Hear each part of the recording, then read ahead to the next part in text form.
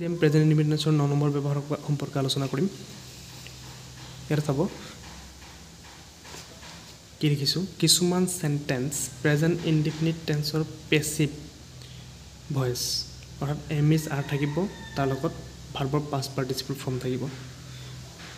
লিখিলেহে বেছি অৰ্থপূৰ্ণ হয় অৰ্থাৎ কিছুমান বাক্য আমি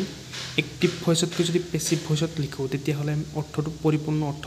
প্ৰকাশ পায় আৰু পেসিভ ভয়েসৰ ফৰ্মেশনটো কি যে সাবজেক্ট লিখাৰ পিছত এম ইজ আৰ থাকিব ইয়াত তিনটাৰ পৰা এটা থাকিব তাৰ পিছত ভাৰ্বৰ থাৰ্ড ফৰ্ম থাকিব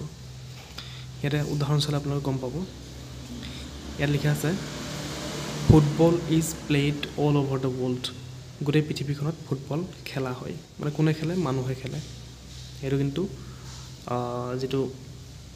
কৰ্তাটো ইয়াতে দিয়া হোৱা নাই পেসিভ ফৰ্মত লিখা হৈছে নেক্সট হল